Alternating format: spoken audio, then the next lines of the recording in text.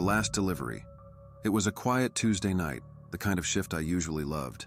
Slow orders, minimal hassle.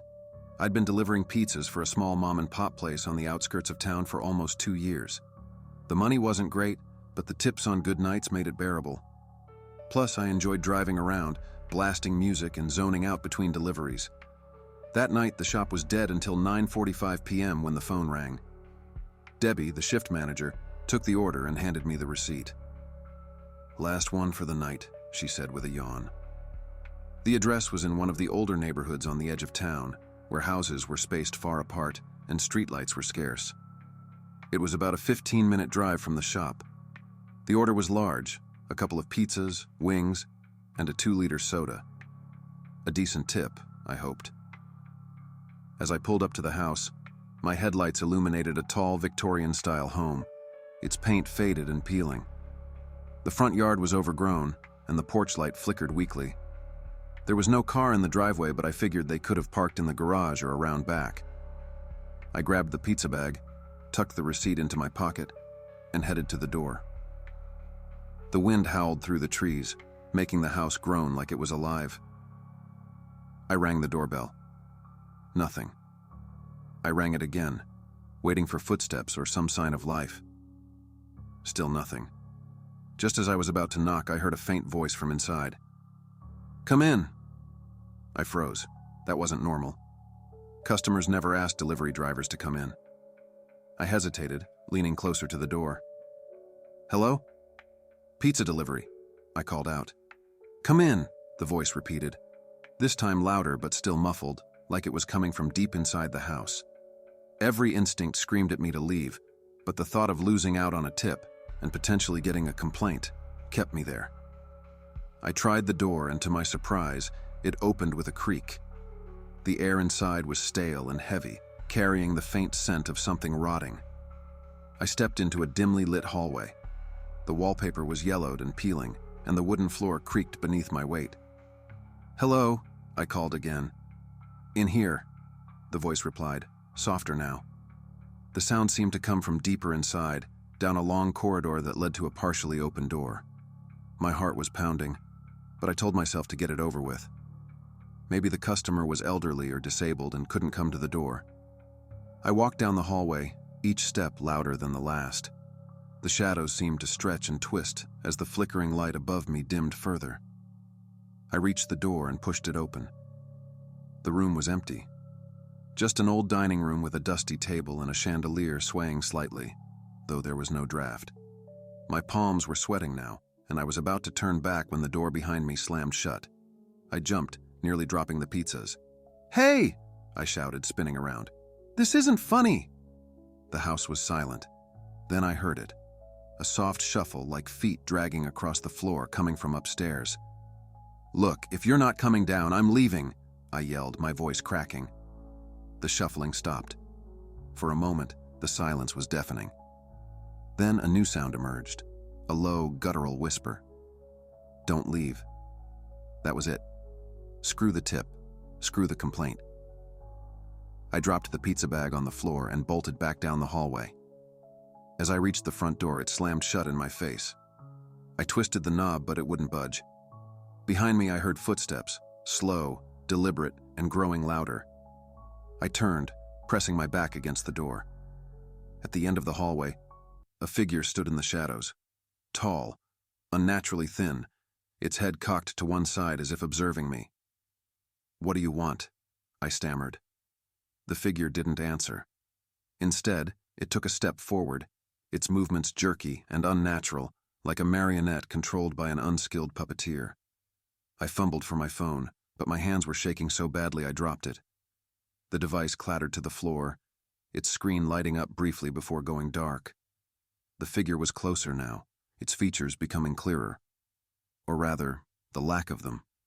Its face was a blank expanse of pale skin, except for a wide, toothy grin that stretched impossibly far. I don't remember screaming, but my throat was raw as I scrambled away, clawing at the door like an animal. Just as the thing reached me, the door behind me flew open, and I fell backward onto the porch. I scrambled to my feet, sprinted to my car, and didn't look back. My hands were shaking so badly it took me 3 tries to get the key in the ignition. When the engine finally roared to life, I floored it, tearing out of the driveway and not stopping until I was back at the shop. Debbie looked up from her phone as I burst in, pale and out of breath.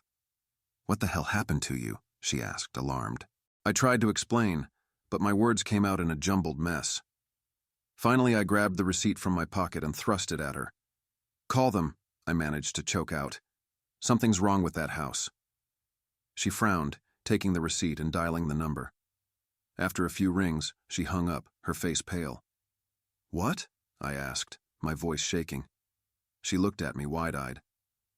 "That number's disconnected. Has been for years." I stared at her, my blood running cold. The next day I checked the address online. The house had been abandoned for over a decade. The last known residents? A family of 4 who had all vanished without a trace. I don't deliver to that side of town anymore. True pizza delivery horror story. I've been delivering pizzas for 3 years. It's mostly uneventful, a few odd tips here and there, some customers who think they're comedians, and the occasional annoying dog. But this one night, this one delivery, it still haunts me. It started like any other shift. A slow Tuesday, cold and drizzling, perfect weather for people to stay home and order in. Around 9:30 p.m., the phone rings for what would be the last order of the night. Large pepperoni, extra cheese, and a side of garlic knots. Nothing strange about that. The address was in a part of town I didn't recognize, which was weird because I thought I knew all the neighborhoods by now. It wasn't in the system either, so I had to call the number back. A man answered. His voice was low and gravelly, like he'd been smoking for 50 years. "Hello?" he rasped. "Hi, this is Sam from Tony's Pizza. I just wanted to confirm your address. It didn't come up on our map." There was a pause. I thought the line went dead until I heard him exhale.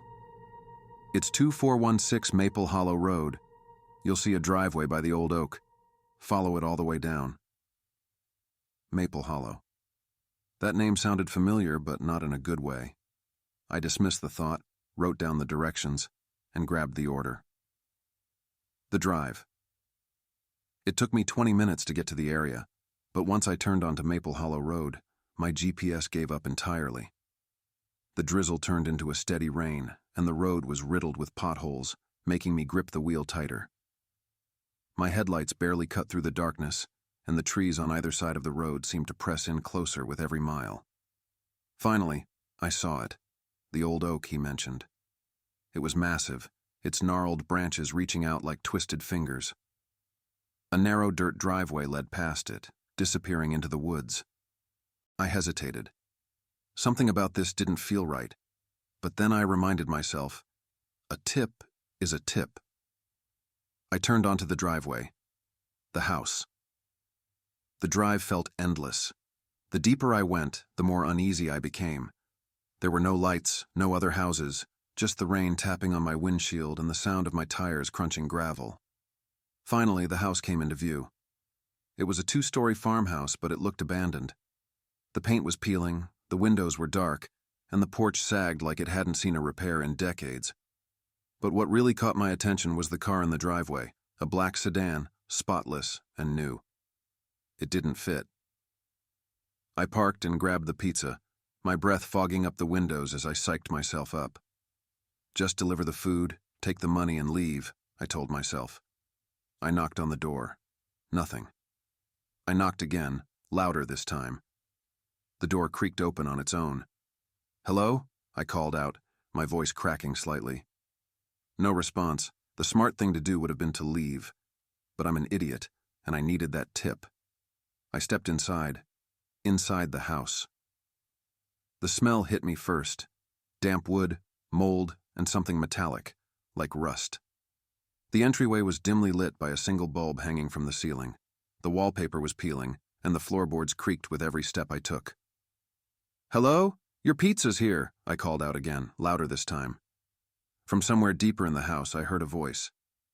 "Come in." It was the same gravelly voice from the phone. I followed it, clutching the pizza box like a lifeline. The living room was worse. The furniture was covered in sheets, and the walls were lined with faded photographs.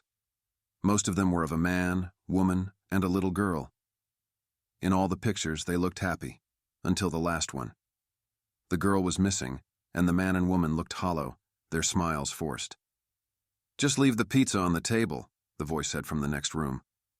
I walked to the doorway. The kitchen was pitch black. Could you turn on the light?" I asked, trying to keep my voice steady. Silence. I was about to set the pizza down and bolt when I noticed something. The floor, there were footprints in the dust, leading from the table to the basement door. They were fresh. Something about them wasn't right. They weren't shaped like normal footprints. They were too long, the toes ending in sharp points. The basement door creaked open, and my stomach dropped. A figure emerged, hunched and shrouded in shadow. It stepped into the dim light of the living room, and I saw it. It wasn't human. Its skin was gray and stretched too tightly over its bones. Its eyes were sunken, glinting with a predatory hunger. And its mouth was full of jagged teeth, dripping with something dark. I dropped the pizza and ran. The chase. I don't remember how I made it back to my car. All I know is that I could hear it behind me. Its guttural growls and the sound of its claws scraping against the ground. I fumbled with my keys, heart pounding so hard it felt like it would burst. Just as I got the door open, I felt something sharp graze the back of my neck. I threw myself into the car, slammed the door, and started the engine. The headlights illuminated it for a split second as I reversed. It stood there, watching me, its head cocked to one side like it was curious. Then it smiled. I floored it, speeding back down the driveway and onto the main road. I didn't stop until I was back at Tony's. Aftermath, I told my manager what happened. He laughed it off, said I must have gone to the wrong address. But the next day, I did some digging. 2416 Maple Hollow Road didn't exist. The house had burned down 15 years ago, after a man killed his wife and daughter. Witnesses claimed he'd been acting strange in the weeks leading up to it, talking about something inhuman that lived in the basement. I don't deliver to that side of town anymore, and every time I hear a gravelly voice on the phone, I feel a chill run down my spine. I've been delivering pizzas for nearly 3 years, and I thought I'd seen it all. From creepy customers in bathrobes to prank orders in abandoned houses, the job came with its share of strange encounters. But nothing, and I mean nothing, could have prepared me for the night of October 12th. It was a slow Wednesday evening, and the autumn air carried an eerie chill. The streets were quiet, the kind of quiet that makes you turn down your music just to feel less alone. My shift was almost over when an order came in: large pepperoni, extra cheese, and garlic knots. The address was on the outskirts of town, deep in a neighborhood I rarely visited. The GPS led me to a narrow, winding road surrounded by tall, shadowy trees. No streetlights, just the dim glow of my car's headlights cutting through the darkness. I double-checked the address. The house was still another quarter-mile up. When I reached the end of the road, there it was, an old, weather-beaten house. Its shutters hung loose, and the porch light flickered like it hadn't been replaced in decades. The house looked abandoned, but there was a faint light in one of the upstairs windows. I hesitated, then reminded myself it was just another delivery. Get in, get out, collect the tip, and go home. I grabbed the pizza and walked up the creaking steps. The air felt heavier here, like the house was holding its breath. The doorbell didn't work, so I knocked. A few seconds passed, then a few more. Just as I was about to leave, the door creaked open an inch. "Hello?" I called out, my voice sounding smaller than I'd intended. A woman's voice answered from the shadows. "Come in. Leave it on the table in the hallway." Something about her tone made my skin crawl. It was too calm, too rehearsed, like she'd said those exact words 1,000 times before. I hesitated, but I couldn't see anyone inside, and the hallway beyond the door was barely lit. "I'll just leave it here," I said, placing the pizza on the doorstep. "Come in," she repeated, this time with an edge to her voice. I froze. There was something wrong. I couldn't explain it, but every instinct told me to turn around and leave. But then I thought about the tip. It had been a slow night. and I needed the extra cash. Against my better judgment, I stepped inside. The hallway was narrow, lined with old wallpaper that was peeling at the edges. The air smelled damp, with a faint metallic tang that made my stomach churn. There was a small table to my right, so I placed the pizza there. "I've left the food," I called out. "Have a good night." As I turned to leave, I heard it. A low, wet sound, like someone dragging something heavy across the floor. "Wait!" The woman's voice came again, but it sounded closer now, though I hadn't heard her move. "You forgot your tip." I turned back, and that's when I saw her. She was standing at the far end of the hallway, just beyond the reach of the dim light. Her face was obscured, but her figure was wrong. Too tall, her limbs unnaturally long, and she seemed to sway slightly, as if she couldn't stand still. "No need," I stammered, backing toward the door. "Nonsense," she said, taking a step forward. Her foot made no sound against the wooden floor. "You've worked hard tonight. You deserve it." My hand found the doorknob, but when I twisted it, it wouldn't budge. "Please," she said, her tone almost pleading now. "Stay." That's when I noticed the shadows behind her. They weren't just shadows, they moved, writhing along the walls like living things. Shapes formed and dissolved, limbs stretching, faces leering. My heart thundered in my chest as I yanked on the door with all my strength. It wouldn't open. The air grew colder, and the metallic smell was overpowering now. Behind me, her voice changed. It was no longer soft or human. It was guttural, layered, like a chorus of voices speaking at once. "Don't you want your tip?" I turned back, and for the first time, I saw her face. Pale, hollow eyes that seemed to stare straight into my soul. Her mouth twisted into a grotesque smile, revealing rows of sharp, jagged teeth. I don't remember how I got out. One moment I was trapped, and the next I was sprinting to my car, my breath coming in ragged gasps. When I looked back, the house was gone. Just empty woods where it had stood moments before. I drove straight to the pizza place, my hands trembling so badly I could barely keep the wheel steady. When I got there, my manager asked if I was okay. I tried to tell him what happened, but the words wouldn't come out. The next morning I checked the address on the order slip. It didn't exist. There was no record of the house or the customer. I quit that job a week later. Sometimes late at night I still hear her voice in my dreams. "Don't you want your tip?"